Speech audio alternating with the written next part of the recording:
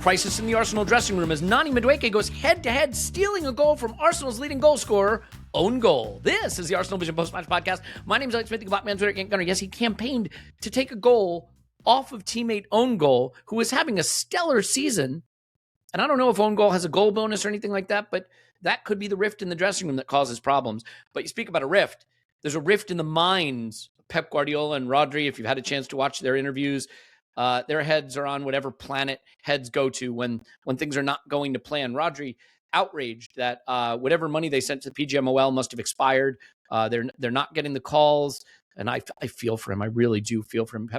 Pep Guardiola, obviously, just saying all kinds of incoherent nonsense. So things not going to plan at Manchester City. It was a sensational weekend for Arsenal, and one that we're going to discuss from all the angles, including the angles of our massive 4-goal win at Leeds, a team that had lost just one of their last 10, that had produced some really good results against some really big clubs at home, but could not handle the mighty Arsenal, who were too much for them. So wherever you are, whatever you're doing, I hope you're doing great. We will have content for the transfer window deadline day if anything happens. And there is word that Arsenal may be active in the window due to the Merino news, which is terrible, and we wish him a speedy recovery. We might cover that a bit. More positive news on Bukayo Saka, which we'll cover as well. So we're going to talk the weekend, we'll talk Leeds, and we'll look ahead to Chelsea and do it, I think, quickly. We're going to do it quickly. This is not going to be a 4-hour podcast, he says, strapping in for a 4-hour podcast. I will let you know if you're in the Dallas area or want to be in the Dallas area. We will be there, Paul and myself, doing an event before the North London Derby on the 22nd of February at Cosm, Dallas. We'll do a podcast. We'll do a hangout. We'll watch the game together and then hang out a bit more to celebrate what will, of course, be a 10-0 victory. All the information you need is at arsenalvisionpodcast.com/Dallas. We are going to give away 2 tickets to sit with us in the Dome, and all the information is there. So if you want to join, please do. Otherwise, just stay here. We got a podcast for you, and here to do it with me now is Clive. Hello, Clive. Hello. And Tim. Hello, Tim. Hello there. We'll also have events in DC and London to tell you about as time goes by. Those are coming up in April and May, but not the time for that now. What it is the time for, Clive, is to talk about a very, very fun weekend. We'll get to the Merino news later. Let's start with the fun. I just want to get your heat check on Title Race 2026. This was a big weekend, and I think a weekend, as I think about it, that should give the players a lot of courage to go on and do this now, because not only did it remind us of our quality, but maybe reiterated what we should have known already, which is this is not the Manchester City that we may have been used to battling. This is a Manchester City not at the peak of their powers, and the combination of a great win and seeing them falter again, I think, at least psychologically, should be massive for the group to go on and do it now. Yeah, I think, how many times have you heard everyone say, oh, Arsenal are the best squad? They don't want to say the best team because that would be damning us to too much faint praise. So they're the best squad. They've got no excuses. They've got everything in place, blah, blah, blah. But after looking at City at the weekend, I think we're not only the best squad, I think we're the best team. And that's not comfortable for us to really absorb. And that's right, because we haven't been the best team for a long, long time. But we are the best team. That stays in the forefront of our minds. Why can't we go and do it?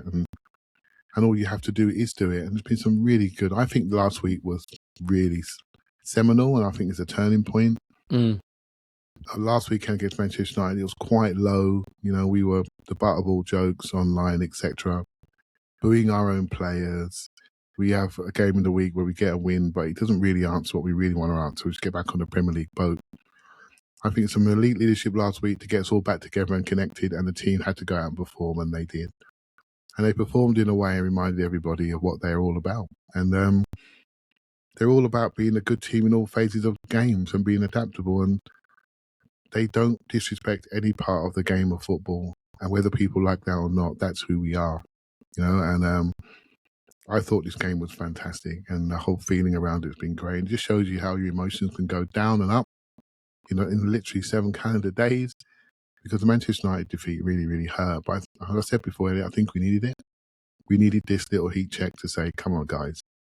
And I think Declan Rice caught it really smartly in the interview when he said, paraphrasing, if you want to leave a legacy here, you've got to do it, basically. and I'm watching Man City play, and if Kusanov gets a Premier League medal before Saliba, then we have a football issue, right? And we're not killing the game. I'll tell you that for nothing. If that happens, it's on us. So there you go. Yeah, I would tend to agree with that. And Tim, it is, we just keep getting reminded over and over again that winning the Premier League is about winning the season you're in, not winning a different season. And all of the desire to denigrate this Arsenal team by saying they'd be the worst champion, I can level with you. I will happily run into the street naked wearing only newspapers saying we're the worst champion ever while I celebrate the title, right? So, like, that doesn't mean anything to me. We've maybe been a little guilty, understandably, because of past disappointments of trying to win a different Premier League season. And maybe the players have been too. I don't want to talk about fan psychology right now. I want to talk player psychology just briefly before we get into the window and the injury thing, and then we'll talk Leeds and Chelsea. Yeah, sure. Do you think, just as a last point, do you think that the players will really look now at what's just happened and realize this City team isn't about to go on a 10 or 12 game unbeaten run? Will the confidence of seeing that it is such an imperfect City team chasing them help them feel more confident moving forward about just being able to show our quality and worry less about them? Yeah, definitely. I think if I were Arteta, which obviously I'm not, don't quite have the hairline for that these days. I'd be saying probably been in the same number of Arsenal games, to be fair. Though. Well, yeah. Well, you might have him beat. I'd be saying to the team, you've had your wobble and you actually come out of it better. Like, you're in a stronger position. And, you know, City's just read out City's results in January. They won one league game, maybe two. Yeah. Like, they've lost three. They drew three. They lost to United. They've drawn against Spurs. Like, I absolutely would be using that. And I think we'll go into it in the Leeds game. Arsenal look much more relaxed, much more like themselves, much more like they had a little bit of a clear the air kind of talk and, you know, shifting that perspective. But what I'd say is we've got a fantastic chance this weekend because we play before them again at home to Sunderland.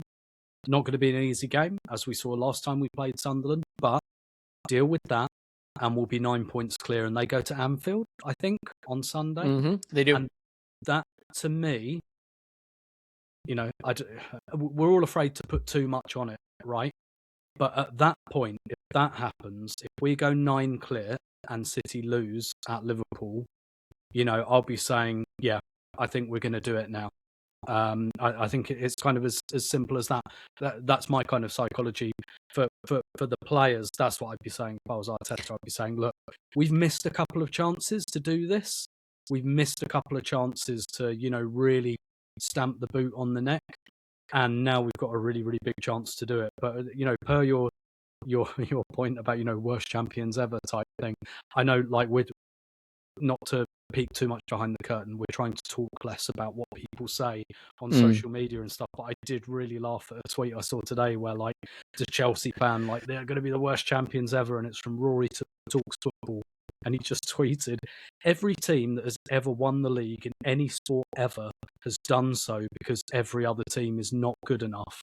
That is literally what a league is, and I just love that.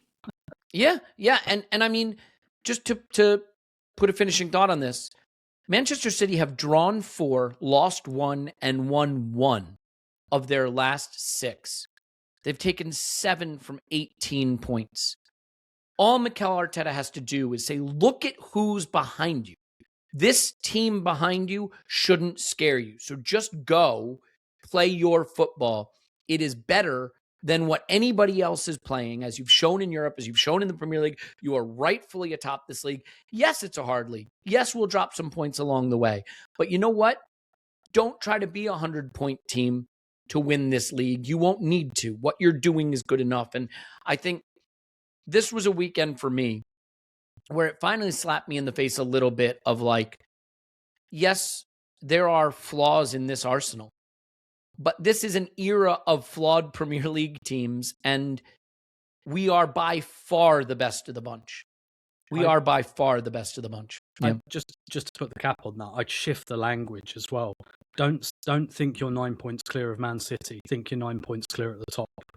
Like, don't look at the second place team. Look at where you are and how far clear you are. Don't drop Man City from the vocabulary. Yeah. Well, think about this for a minute. If I took the team names off the table and took the badges off the shirts and just showed you the results, you'd be saying that team in second place has probably got more of a top 5 battle on their hands and a title battle on their hands. The only reason we're not thinking about it that way is because of the badge, right? And because of what they've done recently. So, Clive, final thoughts on that before we move? Sorry, I was just going to say, and it's really worth saying as well, Man City, huge personnel overhaul. This is not Vincent Kompany, David Silva. This is they've got 3 guys who've done it, right? Haaland, Rodri, who had a little meltdown, Diaz, a couple of others, but it's a very new City team. The City badge has done it. The City squad has not done it. Yeah. Clive? Yeah, the outside world's not comfortable with us being good. They're not comfortable with where the modern game is going. And we seem to be at the forefront of the modern game and taking all aspects of football really, really importantly. So most teams are really good at out possession. We're really good at out possession. So it dominates what we do. We get into areas which drive decisions and people have to challenge us. And if they low block us, we get set pieces and we punish them there. We can go low ourselves and break. We can play mid block ourselves and go from there. We can attack mid blocks. We can do what we like. And this is the modern game. And if you think for 1 second that coaches which are driven by data are going to ignore certain aspects of the game with their 25-man coaching staff and just focus on what people want to see, which is lovely on-the-ball football, well, I'm sorry, they're going to counteract that. And this is what every coach is going to do, and this is going to continue and continue and continue. You have to find different ways to evolve past the game, which is there for you and trying to stop you. And so it's almost like we get punished for being quite good at a lot of things. So we can look at this Man City team, and they look lovely on the ball when Cherky gets it, he flips it into Foden, he flips it around the corner to Haaland, who smashes one in the roof of the net. Well, when Cherky has to run back with Rodri is now 2 years older and Foden's on the bench because he can't run back off the ball, and then you say to yourself, hold on a minute, they've got a flaw. And that flaw has been exposed by other teams. Tottenham, all they did was kick the ball forward. That's literally what they did. Stop messing about in their own half, kick the ball forward, and they realised that they were playing a team look like a bunch of tissue paper. And that's Spurs, and so they're flawed teams, and people just are comfortable with Arsenal and this manager being a thought leader.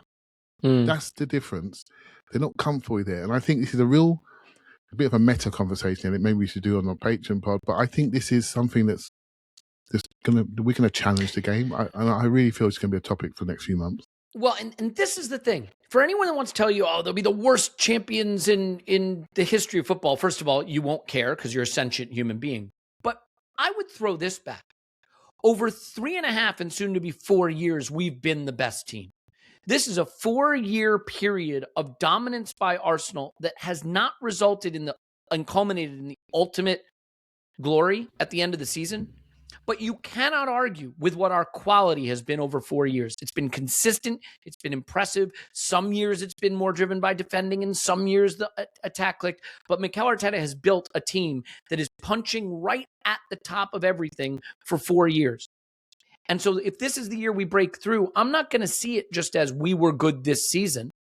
I'm going to see it as the culmination of 4 years of battling and fighting and clawing right at the top to be the best. And eventually we broke through. And I'm going to tell you something, because after United, I looked at this group and I thought, do they really have it? And I think where I let myself down is not looking at the wider context of the league and where it's at. I think this team is going to go through some other bumps in the road along the way. But what I think I realize now is our consistency over 4 years shows that we are right there better than anybody else has consistently been during that period. And now it's paying off. And I think it can pay off, but we just have to stay focused because we go first again next weekend. We have Sunderland at the Emirates, and then they go to Anfield, and it is a chance to lay down a big marker for them and see what they're made of. And Rodri, I mean, if you read his quotes, He's just melting down. Quote, I know we won too much and the people, they don't want us to win, but the referee has to be neutral. And for me, honestly, it's not fair. And my response is cry more. Okay? Because lol, give me a break. Manchester City complaining about not having the benefit of the referees. I didn't see him crying when Leo Trossard was sent off against them last season. I didn't see that. So anywho, let's quickly just touch on Mikel's comments regarding the transfer window. Clive, I'll bounce it back to you just for a second. Mikel said we're looking. And it's very, very late in the day to be looking, but Mikel Merino, unfortunately, has a broken bone in his foot. It's probably his season over, or at least, maybe you're seeing him on a bench for the Champions League final. Take that. But he's not going to factor for the run-in, really. And I've come way around on this player to think now he's one of the big and important players in our team, and for a big moment in a big game, I really trust him to deliver a performance. So it's a blow. But if I'm going to be honest, you don't get through a season unscathed, and we're in reasonable nick right now from a fitness standpoint, and we have a very big squad. So I think we can manage it without him. I do think it's a loss. But I like that Mikel's out there challenging the club. Go find me someone. See what you can bring in. What do you think of that? That Mikel's very open that we're looking and trying to do something with limited time left. Yeah, a few ways to look at this. So obviously we got players in the squad who can cover that position. Then I ask, what is that position? Because this year he's played maybe 4 positions. He's played 6, he's played 8, he's played 10, and he's played 9. So good luck finding that on the market. Yeah. So whatever you decide to do, you're going to have to really promote someone else to take up 2 of the roles, for example. So what excites me is what you can do within the squad. We've got a number of versatile attackers. We've got midfielders that are quite versatile. We've got defenders that can play midfield. We've got things that we can do to cover all of his multiple roles. Then there's the other side to this. So naturally, when an injury news comes up and you get a couple of WhatsApps, and you think, it could be an injury, it could be quite bad, but he could be back by the end of the season. What if he's not? What if he does miss the World Cup? What if this extends into next season? Then you are talking about, hold on a minute, in my lower midfield positions, I've got 3 players potentially for 4 roles that you would really like in the squad. And I've really lost somebody potentially for more than 6 months. And then you're saying, do I bring something forward? Do I do something? Do I risk manage the situation? Much like we did with Eze and Havertz. And so I'm always trying to read between the lines, because this is a 2-monther. I don't think he's thinking about that. I'm thinking if this is longer, he's thinking, okay, I need to manage this season, post-World Cup, into next season. Declan Rice and Zubimendi, first picks for their country. I've got to think about this. A bit more longer term, medium term. That's how you manage. That's how you risk manage. That's how you manage a squad. So I'm not dismissing that statement as let's keep the windows, keep everyone's eyes on it. I think it could be real, so let's see what happens. Obviously, everyone loves a transfer. I would just say I don't think we need one, but where I do see the potential domino effect here is not having Merino. Maybe it means you play Kai Havertz a few more minutes than you really intended to, and does that potentially push him into an area where there's some kind of recurrence or setback? Like, it's just going to require a couple players like Rice and Zubimendi and maybe Kai Havertz to play just a few more minutes than maybe you would otherwise have liked to. So we just the Merino injury may not feel crisis level, but it could feel crisis level if it leads to overuse of the players that it leaves in those available positions. And that's why I'd love a player to come in. I just don't know that I think that's realistic at this point. I'd love to be surprised. Tim, you have any quick thoughts on the window before we shift to the Leeds game? Yeah, I kind of get it, just because, as you've said, Merino's quite a very kind of adaptable and very versatile player, and I think it's going to be very, very difficult to find that. When I say I'm not fussed about it, I mean I wouldn't necessarily be desperate to go into the market. The squad's massive. Eze can barely get on. Norgard can barely get on the bench. I know they're not the same players. We got Nwaneri out on loan. I already think we have a bit of redundancy in the squad. I don't think you can just go out and buy a player. I think you've got to build a squad expecting that some of your players are going to get injured. And I think we've got that size of squad. I get it, because Merino is probably quite a unique member of this squad, particularly because he can play up front as well. And it suggests to me as well that Kai Havertz, they're not 100,000% hunky-dory, that he is going to be absolutely fine now, and that there's still some caution there. So I Yeah. kind of get it, but like I just think squad's enormous. Get on with it. Yeah. And this is where, like, obviously you'd love to have the points back against Forest or against United or against Liverpool. And, you know, you want to build a bigger lead because, as dumb as it sounds, you know what would be really handy? An 11-point lead at the top in April where you're in the Champions League semifinal and you're saying, you know what, I can trust Christian Norgard to start in the Premier League. So Declan Rice is rested for Real Madrid. Again, you might say, come on, Elliot, we should do that anyway, Elliot. We should do that anyway. We should do it anyway. Yeah. That guy deserves more minutes. He really does. But we're just more comfortable with the best player in the league, right? That's all. Well, you get what I'm saying, right? Like, the less pressurized it feels during the run-in, the more Mikel will trust his big squad and put himself in a position to win as much as possible. Tim, Saturday wound up being a phenomenal day. But I got to admit, if you are like me and you're anxious and you're inclined to think, oh no, here we go again, it's all going to fall apart. Saka pulling up injured in the warm-up is going to do that to you. This wound up being a really interesting moment. Saka pulls up. You said it on the IR, so I'll just restate it because I think it's brilliant. Maybe in another season, we just rub some deep heat on it and tell him, try to play through it. But we don't. Nani comes in, and he obviously winds up being one of the big stories of the game. So your thoughts on that when you experienced it, when you saw that Saka was leaving the warm-up, how you're feeling in that moment?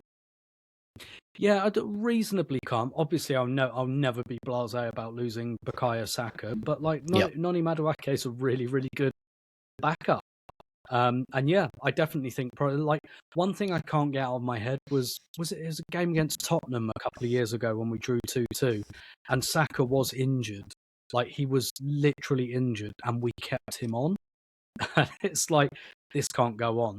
And whatever about people's views on Arteta's approach to rotation, you know, I think there's room for discussion there, but I think there has been quite a lot of rotation. Like, we don't take risks on players. We've seen that a lot this season. And it reminded me a little bit of when, you know, we heard Rice was going to be out of the Aston Villa game. And I understand that he's such a good player that everyone panicked a bit. And I think that's fine. But I was kind of like, we've still got, like, we could play Mikel Merino. We could play Eze. We could play Odegaard. Like, we've got so many options. I'm much more relaxed about it this season than I was. And Madueke, he's a little bit box of chocolates. But I kind of figured this might be the sort of game that suits him, actually. Leeds play a back three. We're probably going to have to go on the outside. You saw what happened. We murdered them on crosses all afternoon. And actually having Madueke for that job, I think, worked out pretty well. And we got him a goal and an assist, which is after a couple of slightly shaky performances where, you know, like that shot he had against Kairat, I don't think it's a big deal, right? But these things stick. Like, I say Giovinio to you, where does your brain go? Bradford. Your brain goes to Bradford. Yeah. He scored an amazing goal against Chelsea once. Amazing goal on the turn against Chelsea. Where does everyone's brain go? Bradford. These things can stick. They have a habit of sticking. And he's just come out and immediately rendered that, you know, consigned it to the history book. So fair enough. I was okay with it, and actually I think it worked out a lot better than even I thought it would. Yeah. I mean, it sure did. And Clive, this is another game of two halves, and I think it's so interesting how we approach this. Kai Havertz comes in, Gyokeres starts up front. Mikel starts with what he saw work against Kairat, and I thought that was a big debate that we had coming out of Kairat. How much can you trust what you saw? But this was interesting because I wouldn't say it was a very high technical level group that he put out there in the first half. And it was pretty clear he wanted to win the competition physically first. The second half, what we went on and did, we'll discuss. But what did you think of that first half, which was very physical? It was very much a second ball kind of game. And how Mikel set us up to sort of win the physical contest first. Well, yeah, you're a son of Arsene Wenger, right? So when you see all these midfielders out there with, you know, that do their dumbbell curls, you struggle. Size 12 boots, mate. I don't need that many guys with size 12 boots on the pitch, you know. Yeah, so I get the WhatsApp saying, "Do you think we're technical enough?" I'm just giggling to myself. I'm going, well, do you think Odegaard and co are going to actually manage this game? It'd be like watching tennis as that ball's going side to side to side, right? So And so, I was loving it. But then I'm a different player. I'm maybe a son of George Graham, shall we say. So and so for me, this is what you do. You turn up north and you win the fight and then you win the game. And so I could barely control my tweets. I was so excited because I have I like where we're heading. Sometimes you have to lean into who you are. So when you got Kleb, Rosicky, Fabregas, Van Persie, you lean into it. You do. When you got Declan Rice, Kai Havertz, Gyokeres, Madueke, Zubimendi, and you got the two centre-backs that we've got, lean into that.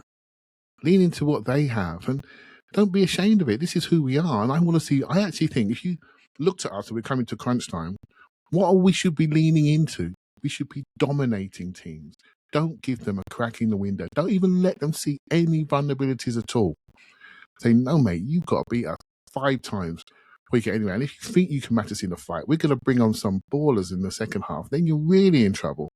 So this is what we've built. We've built something. So let's use it. Let's use it really properly. So I was really happy how we started the game. I didn't even care about completed passes. I just cared about slowly but surely beating them, taking away the fight. And I was fortunate to watch this game for a 3:00, and sometimes when you're in the ground, you can just hear that the other team's supporters are just gone quiet, because football fans are quite good at sensing when something's coming, when it's happening. And Leeds fans were really rocking, and they went quieter and quieter and quieter as the pressure, physical, but more to the point, psychological pressure that's really developed from our set pieces. Once that lays on top of a team, you can almost hear the ground quiet and settle until we score. It's about how we can get the next and the next and the next. So, Elliot, this is proper George Graham old school stuff, mate. So you're going to get no arguments from me. You can keep your fancy number 10s for the home games at the Emirates, right? So, or just the second half. Just the second half, exactly. Well, Mikel spoke about it on why he used Havertz in midfield. He said, quote, "Because of the type of game that I expected and how aggressive and direct they've been recently, I believe that the game was going to allow us more space and the temperature will come down in the second or third part of the game. And that's what we could have changed again with different qualities in the team." I love that. Right? I mean, by the way, Mikel was full of praise for Leeds and the Leeds fans. Clive, you want to come back in there? I just wanted to, because you said Havertz in midfield, and I've immediately got I personally think we played almost like two strikers. Yeah, we played a part. And this is, I will say, I've been saying this for a while. I like the pairs situation. When I see the 9 and 10, whatever you want to do, whether they split one goes deep, one, I don't really care. I think there's a lot of talk about Arsenal going around the horseshoe on the outside. And the reason why I think we lack centrality, we don't stand there long enough. So basically, if our 2 players that are happy physically, happy switching, receiving inside, means that suddenly we become more central. And I think that's really important, because we naturally go wide anyway. If we can just, by positioning that player, become a team that goes 3 sides, left, right, and centre, then we become much harder to read. People don't know where we're going to go. And I think this is a significant change. And I honestly believe football's going to get back to 4-4-2, 4-2-4. So, with 2 people down the middle, because we're letting off people on zone 14. They're squeezing the game, and they're saying, you won't be brave enough to come in here. And the teams that have been quite successful on occasions, I include Arsenal in this, but Villa, Manchester United doing it recently, are really going down the gut. Man City are playing 4-2-2. The game is changing again. And we've got the players to change it, which until we lost Merino, by the way, we've got the players to go with that change. Yeah, absolutely. Tim, but by the way, I was going to say, Mikel had great words for the Leeds supporters, by the way. He says, loves going to that type of ground, loves that kind of support. Tim, you may have a different opinion of that kind of support. I believe you said whiny opposition fans was your stock falling on the instant reaction. But it is the case that I think Mikel latched on to something there. You look how they play, you look how physical they are, you look how energetic and aggressive they are. These are teams that have a full week of rest before they play you, which you don't. And it is an interesting thought when you have a big squad to manage phases of the game, to manage the period where the crowd's going to be hot and the game's going to be physical and they're going to have energy. And then as the spaces open up, when they get a little more fatigued and when the crowd's maybe not as into the game, you're able to kill them with technical quality. So we had to do the first part first. And Nani Madueke is really the guy. I mean, his cross for Zubimendi's goal is brilliant. We might talk a bit about Zubimendi as well. He gets his Olympico goal after the fact, denying us the singularity of own goal from a set piece, which, of course, everybody wanted to see happen. But it's such an interesting situation we have with Nani. Mikel was asked a lot before Chelsea, by the way, about Ethan going out on loan. And I think Mikel's answers, I didn't watch the presser, I just read it. It felt a little conflicted, sort of like, we know this is good for him. We want him to go do well. We want to see him thrive. But, it doesn't look like we have a ability to cancel the loan. Like, it sounded like he was a little conflicted about him being there. But it's just, this is the kind of moment that Nani was brought in for, when Bukayo can't go, when you don't want to strap him up and send him back out there, maybe carrying something, and he really delivered. So how important a day was this for Nani Madueke, and what about his game really stood out to you in this particular performance? Yeah, I quite like him starting against low blocks. I haven't liked him as much coming into games against low blocks, but starting against low blocks, I think he's really good just because of his repeatability. He's got a little bit of that Saka thing where it's like, give me the ball and I'll go. Give me the ball and I'll go. Give me the, like, there's something quite puppyish about him, like, throw it, I'll chase it, throw it, I'll chase it. You keep throwing that ball, I'm going to keep chasing it, and I won't stop. And like that kind of repeatability, and I think that has, and because he can go inside and outside, right? I think that's something that's really underrated about him. He's happy to go on outside on his right foot, just like Saka is. And I think about what that must do to a fullback and how tiring that is. Oh God, he's coming again and again. I don't know if he's going outside or inside. I don't know if he's going to chop or go first time. I don't know if he's going to combine. He showed, and I want to see more of this, he showed in that Champions League game in Brugge, he could cut inside and smash it top bins as well. And I want to see more of that, because I want to see more of fullbacks thinking about that. But I just think there's a real value when you're setting up against a low block, of that repeatability. Like, keep giving me the ball, I'll keep going. He's also very good at winning corners because of that, which suits us. Like Leeds, we got 5 or 6 corners, maybe, like really stacked them up, and that's where we definitely have an aura.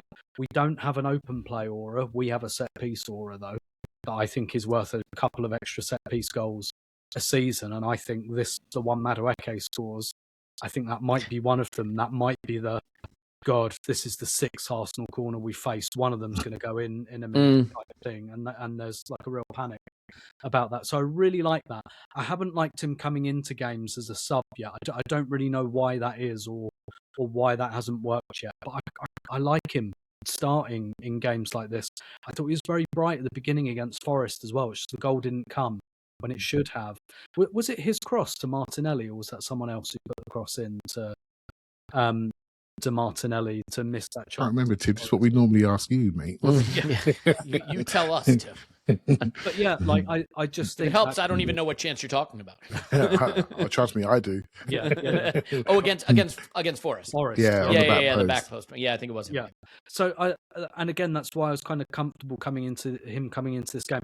I don't like him as much coming off the bench. I want Martinelli doing that job, but from the start, I quite like Madueke. Yeah, Clive, quickly on Madueke, and we'll move on. Yeah, in the end, right, he's a super athlete, really good one-on-one player. There's hardly anybody he can't run past. But when he runs past, you just got to slow down a little bit, just because you don't realise, mate, you've left him about 5 yards behind you. You haven't got, the Alsatian is not chasing you to the fence.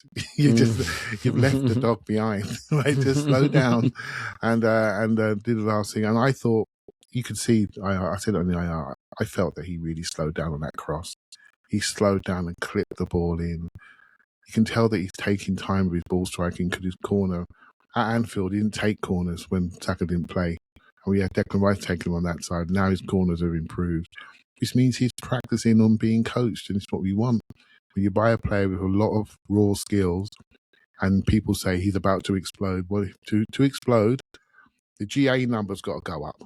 I've got to trust your pass off the side. When you run, Saka does a little thing when 3 people come over and he finds a little pass off the side and we're off. If your pass off the side is bobbling up to the man, then it's not going to work, right? It's got to be proper quality. And I thought his quality of striking the ball was really a step forward. And I do think his role is very important, particularly given the Merino news, because potentially, there's no reason why we couldn't play Saka inside. And there are options that suddenly become available. You might discover somebody. If he continues his form on the right wing, then not only does he become a right wing option, but he allows other people to move inside and become an option. So sometimes through an injury, you can find something exciting. You can discover people. I'm sure people are shouting to their devices right now, but what about him moving? What about him moving? What about him moving? You can do all of these things if people like Noni Madueke really take their chance. And that's really key. And I'm the injury is really a blow, Elliot. Honestly, I think it is. But from that, you might find something that none of us have thought about, and I think could be quite interesting. Yeah, and I think a great moment for him that kind of showed him putting it all together actually didn't lead to a goal. But Big Gabby, drove this insane driven pass into the right wing to Nani. Just an incredible pass. Just fizzed it up the pitch, right onto Nani's foot. He drives to the byline, sort of the typical powerful, quick, decisive action. And then his cut back to Kai is perfect. And that's why you play Kai. That's why you play two up front. Gyokeres is attacking the goal mouth, and Kai is arriving late, and Kai just has it taken off his toe. Would have been a sensational goal. Just a little unlucky, or it could have been a penalty. But it was a great validation of that group, of that concept, but also Nani using his athleticism and then also slowing things down and getting the decision right at the end of the move. So it was really good. Clive, I'll stay with you just for a second on Zubimendi. Obviously coming off a game that will be known for a critical error that led to Arsenal going to pieces against United. In that game, he did have a header from top of the 6-yard box where he's very unlucky not to score. It's a great save by Lamens. And then he winds up scoring from the exact same situation here. He has really shown a capacity to play in all 3/3 of the pitch. And I'm so glad he got this goal and had such a good performance, because I think it's cruel on him that one of his signature moments of the season that he might have been remembered for might have been the goal he gives away against United. So quick thought on Zubimendi bouncing back and getting the goal that maybe he should have also gotten against United. Yeah, also United was a traumatic day for everybody, but he had the mistake, which was a nice headline, but there were so many other people making mistakes in that pitch, and by not showing their true personality, and the fact that he actually showed his personality to receive it, and other people didn't want to, maybe cost him and cost us. So it is what it is, right? You can't dwell on these things forever. Signing of the season for me, loved his player. Just bounces around the pitch, completely changed the rhythm of our team. He's brought out things in other people, which I think he's promoting other people with his play. I think the Timber thing is really, really good. Into Saka, Declan Rice around him, whoever's in the 10 position doesn't really matter. He plays football on their wavelength, and it's quite clear to see him, and that's why he settled so quickly, because he understands the game, the rhythm of the game. He understands that his clean play on the ball is really important to what you want to do, and I always think that player provides a bounce and a rhythm, and he has that to his game. It's very difficult to describe it. When someone just does the right thing at the right time. When Tim watches the women, obviously, a lot. I think Kim Little provides a lot of that bounce and rhythm to the team, and you can just see it, and I think he does this for us. And Declan Rice is a massive insurance policy both ways, but this guy's the one he holds the keys, and I think he's been a wonderful player. And it's funny because I think about our big lineup, right? Kai Havertz is big, Rice is big, Gyokeres is big and muscular, Nani's big and physical, and the big lineup. And then you think of the diminutive Spaniard Zubimendi. He's not that. He isn't. First of all, he's taller than I think he is. And second of all, he's in the 97th percentile for aerial duels won this season. He's just incredible in the air. So even though we think of him for his technical level, he can get up. He can contest. He can compete physically. He adds to that in a way that maybe we don't fully appreciate. Tim, let's talk about Victor Gyokeres a bit. So it's just the case that, like, if you're the striker, then people are going to focus on you. When you're the striker who is acquired in the summer, people are going to focus on you more. And when you're maybe not returning on investment what people expected, yeah, even more, especially in the summer when you've got all these players moving. And Hugo Ekitike, to his credit, looks pretty good. He was a player we didn't go for. Sesko, the one we supposedly wanted, he scores a good goal this weekend to get them a win late. So it's on people's minds. I've said this on podcasts before. I can see the flaws in Victor Gyokeres' game. I'm not going to sit here and pretend he's been as good as I would like him to have been when we went into this season. But I also think when I watch us, the best us I've seen this season usually has him in the side. And I think there's a perception that Kai would come back and just become the striker. And I think it's now given Mikel some interesting options to have played Kai and Gyokeres together in consecutive games and seen it work. I'm curious how you evaluate him, because he is a player that, of course, divides opinion, that, of course, has limitations. But again, now he's come away with another goal. I'm so glad he got it. It's fantastic center forward play, that goal. And it comes after the narrative very easily could have been the chance he didn't take when he's sent through by Leo, brilliantly, by the way. Yeah, and doesn't get the shot away. So I'm so glad he got his goal, because I think he really impacted this overall team performance and was really good. But how do you think about that and the decision to stick with him and him rewarding Mikel for that? Yeah, I think on reflection, there's a couple of things happening around him, maybe to bring his game out a little bit more. Definitely Kai starting the last two games. And, as Clive was saying, almost more like a second striker thing.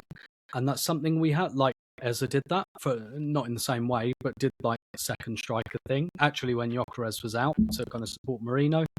The fact that Havertz has started the last two games suggests to me that Merino might have started on Saturday had he been fit, and he'd have done that role.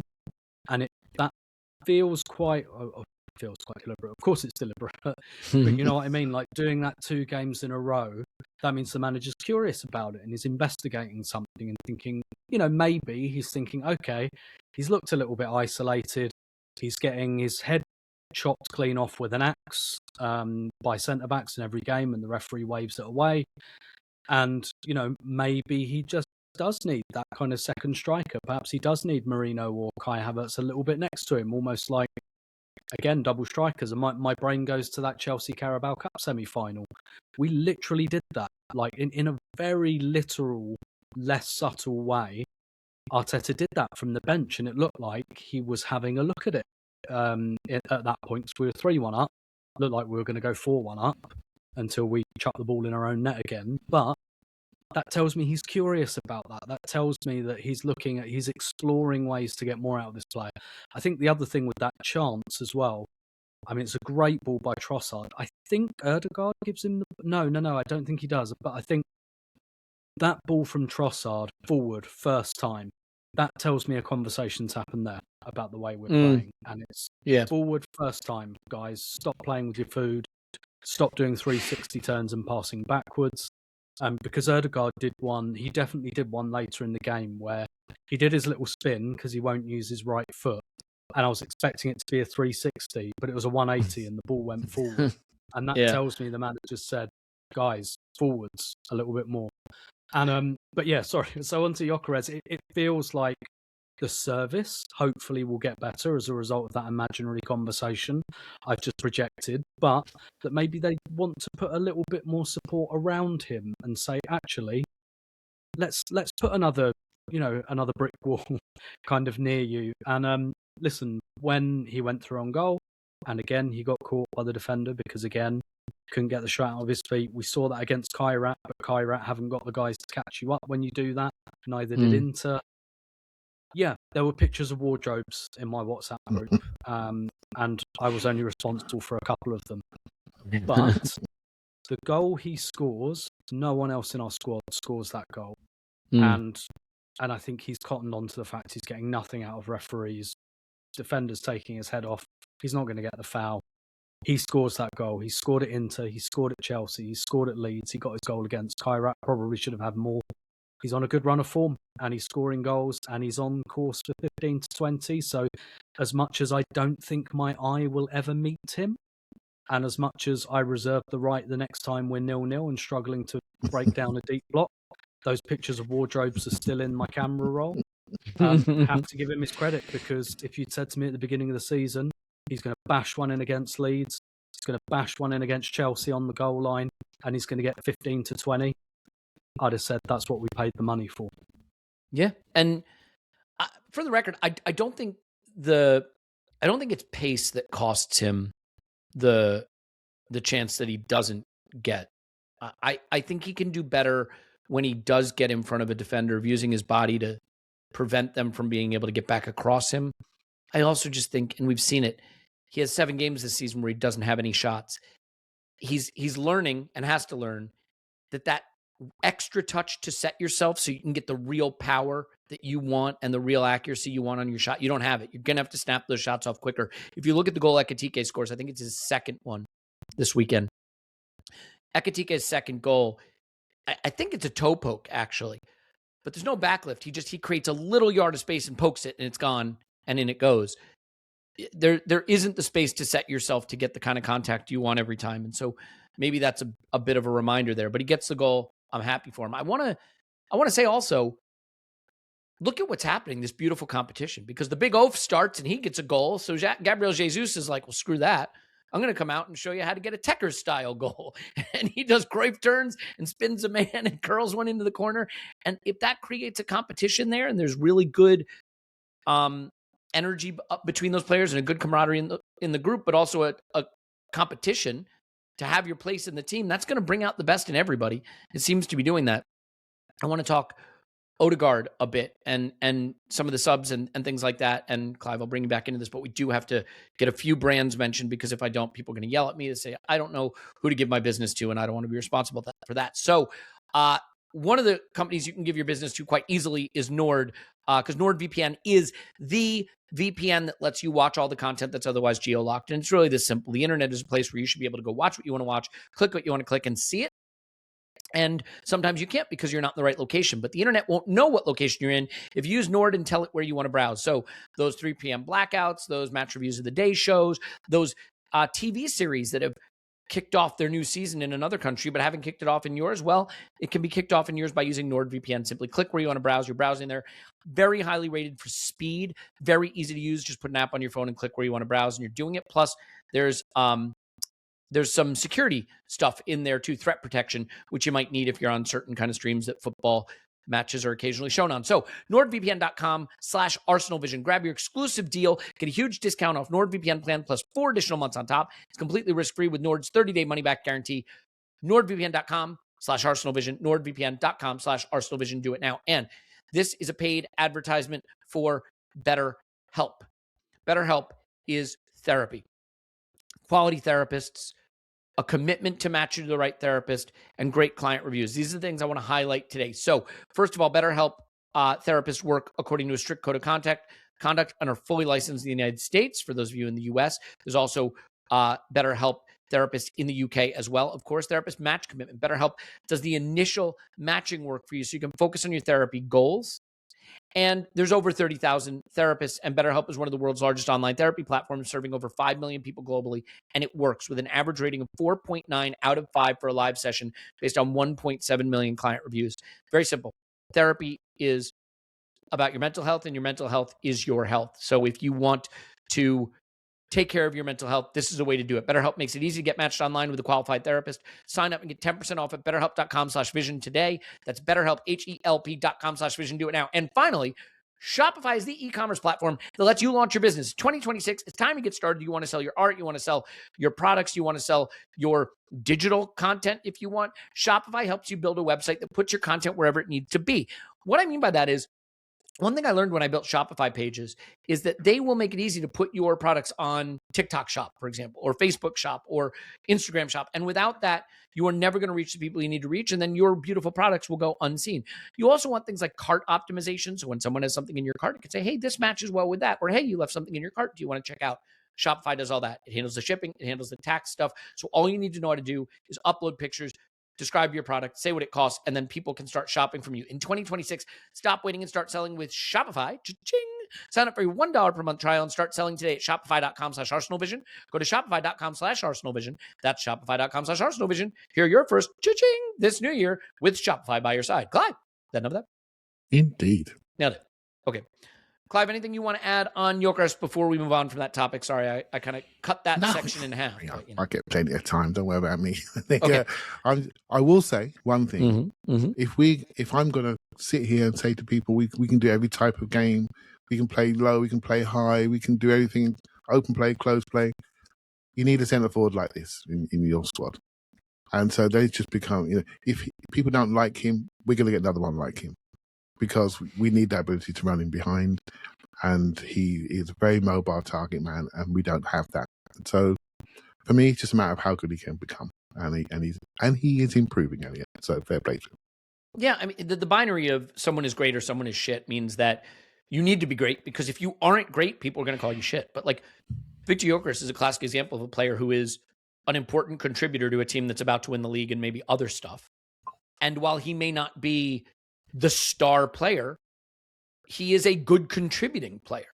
And it's easy to lose sight of how much these transfer valuations have ballooned, but what we paid for him is actually a reasonable price to pay for a player who's part of your squad.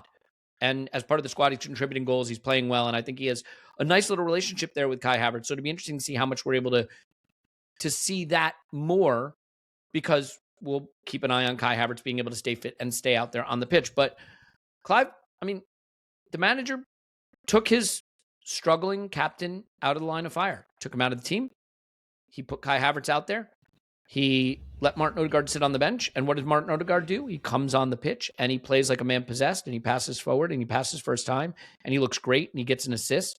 And he had some beautiful balls spun up the pitch from a deeper position, and he just looked a lot bouncier and more direct. And I thought it was a great performance, and it springs from him being taken out of the firing line a little bit, being able to come in when there's already a lead, and maybe the pressure was just eased a little bit. So how encouraged were you by what you saw from Odegaard and the manager's willingness to make that change when it clearly needed to be made, in my view? Yeah, very encouraged. And I think we're all online and we can all see what's happening, what people are saying. And yeah, everyone can see that maybe there's a bit of a angst about slowing play down. And so when you get into sort of washing machine of opinion, as soon as he does that in the game, you can almost feel the tension in the crowd. And then when we actually lose a game where he doesn't have a strong game, then it obviously explodes. And I've done my Odegaard stuff way back from the Villa away game, but I slowed down it recently because I think it's important. Well, obviously, he's very important. He's very important to the squad. He's very important to how we play. And in this game, he came on as if he'd read every single tweet that was ever written about him and decided to play left and right and play first time almost every time. And his movement off the ball to receive the ball behind people's shoulders was brilliant. He knew where next pass was going. And he made the game of football look ridiculously easy. And he made you look at your phone and delete your drafts. I mean, honestly, it was that's his talent.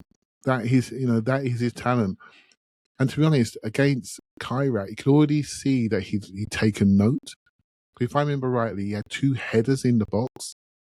And I've watched a lot of him. And I can't remember 2 headers in a game, if not 1 header in a game in the box, which means he's putting himself into that second striker area.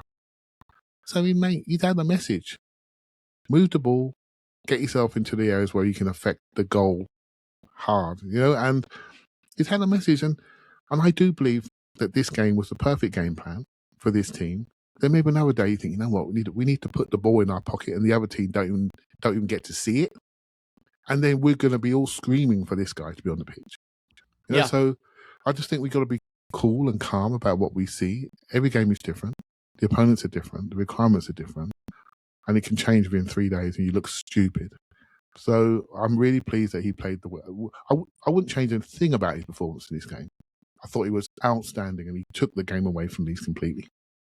And to your point, look at how the Jesus goal is fashioned.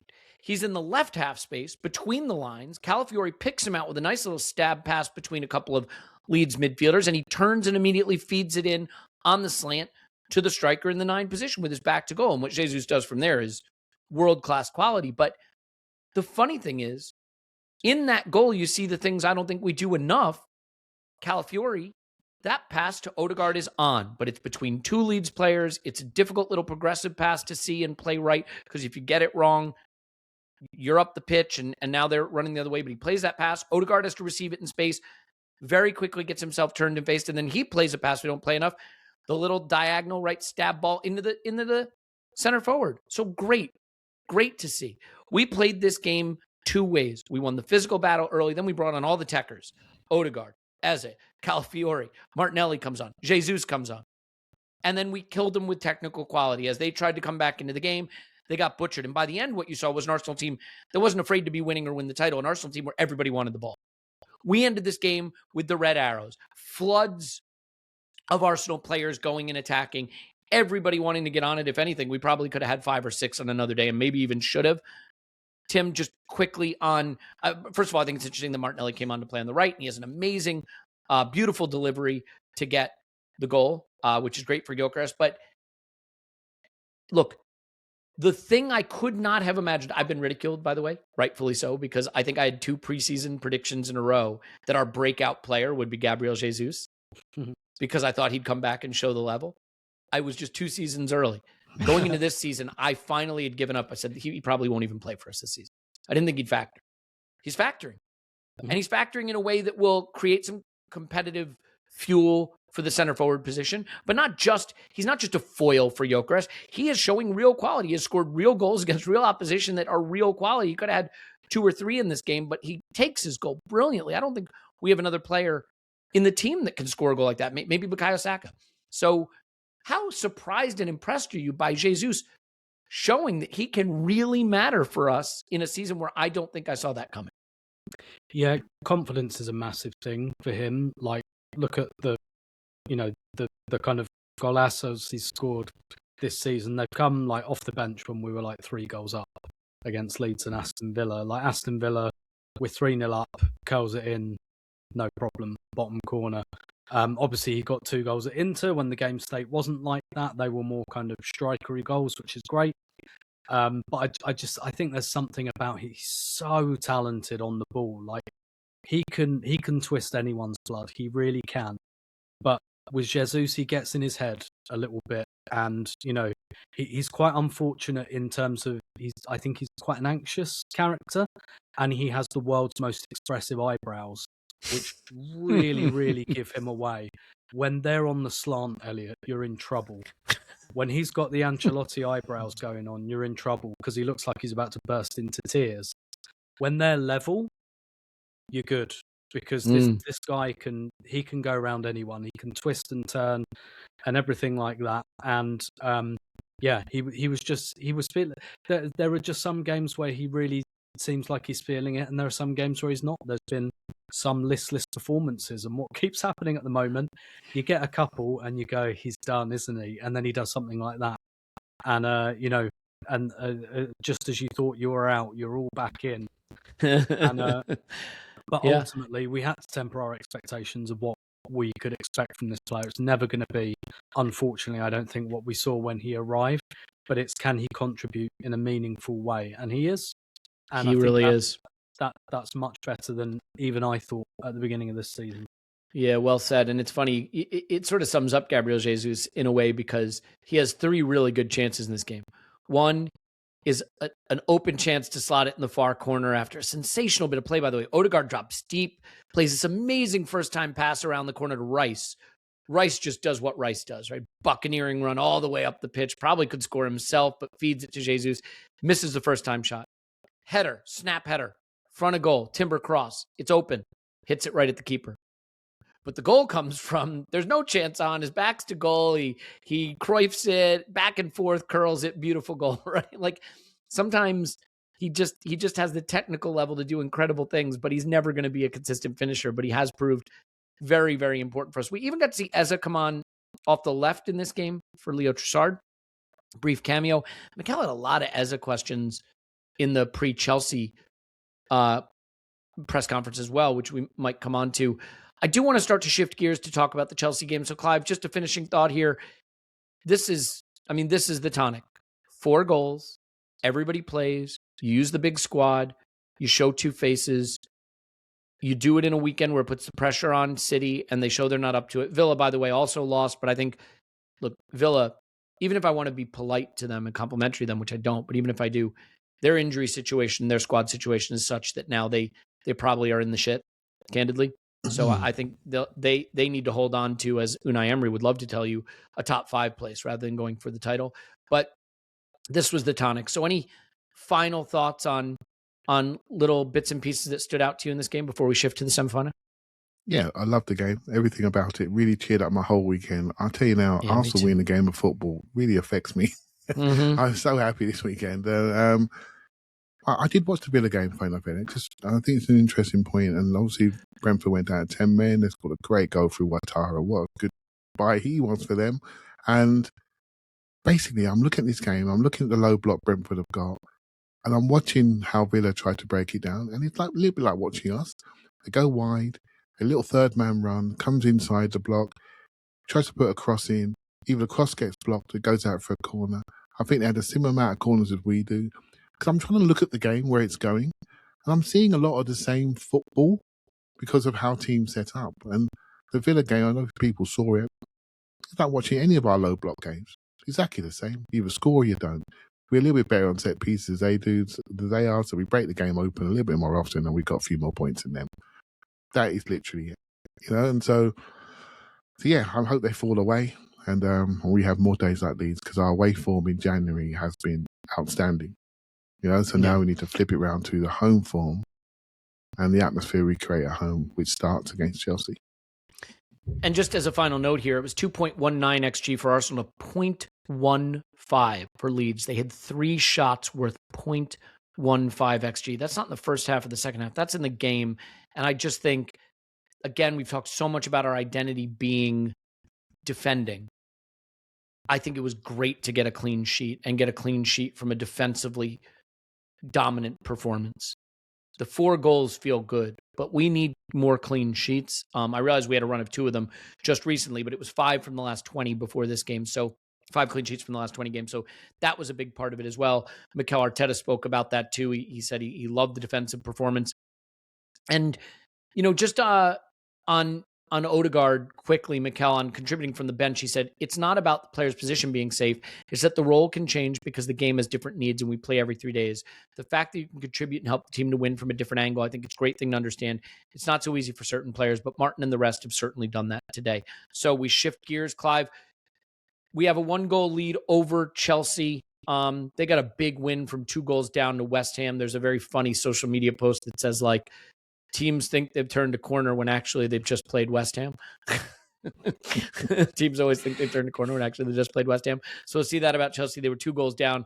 They win it 3-2. They score a lot of goals. They concede a lot of goals. They're also shit kickers, and we know it's going to be like that against them, especially if Caicedo's there and Delap is there. Your thoughts on the importance of this game, getting through it, and how to approach it?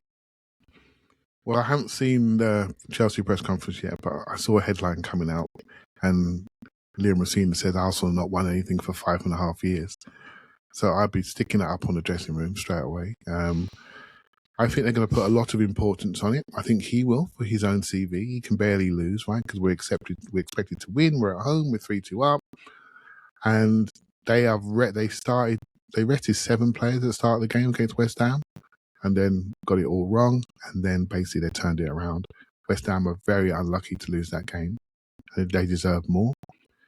So obviously all of us have got the frustration that we should have won this game by 2 to 3 clear goals in the first leg. And now there's a bit of us thinking, damn it, it should be over already.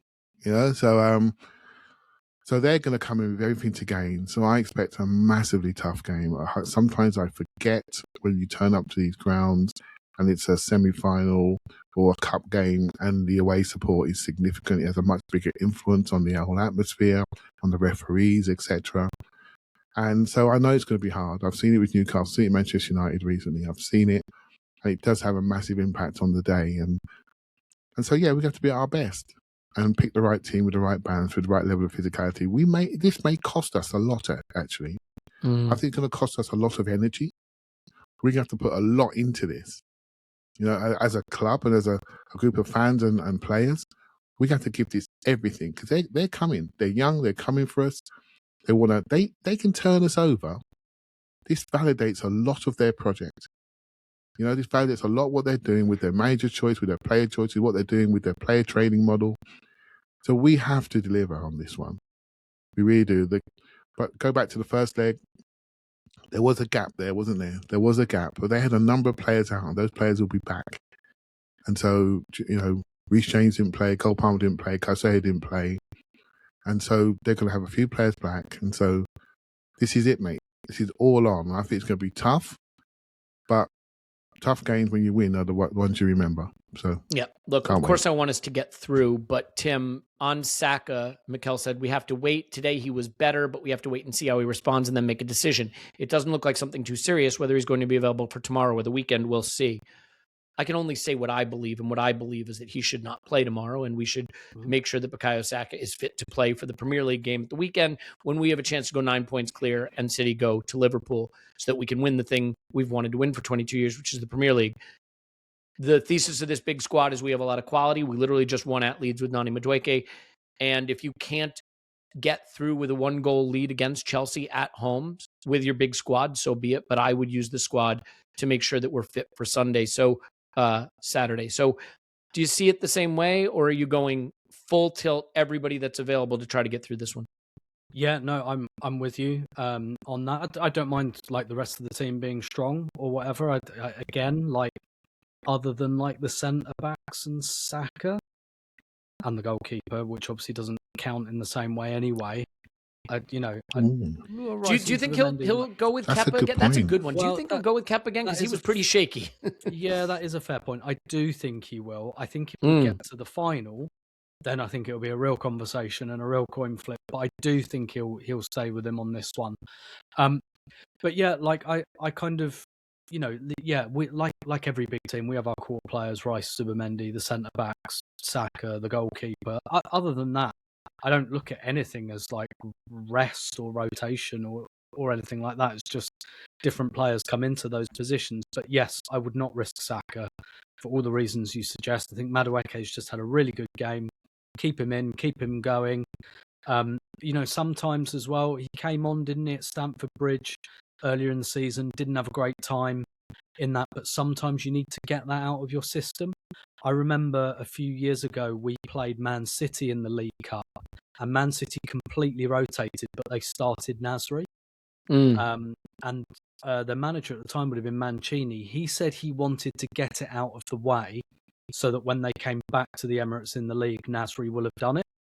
That kind of playing against your old club thing, which I think that was more about atmosphere. But like, it seems to me he came on as a sub at Stamford Bridge, didn't go particularly well. Got another chance here, I think.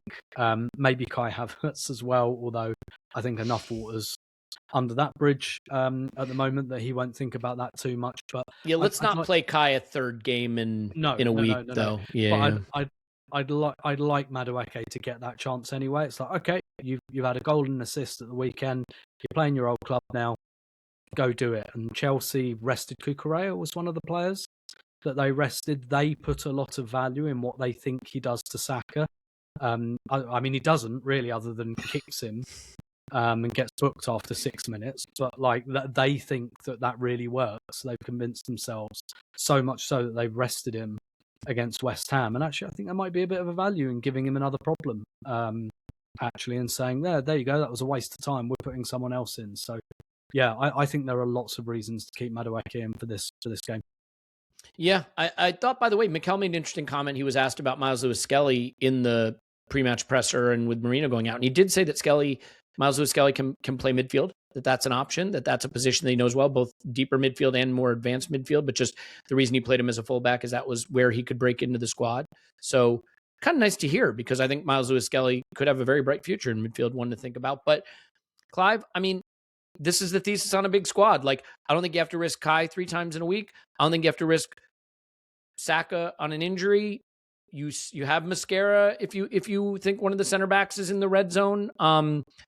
You do need to be careful. This is a good Chelsea team, but you have a 1-goal lead and you have a big talented squad. So I think it'll be interesting to see how Mikel uses it. Any sort of final thoughts on getting through this game and taking it seriously? I mean, Mikel said this is the most important competition we're in because it's the next one. That is the right mindset. But obviously he has to be thoughtful about who he's risking.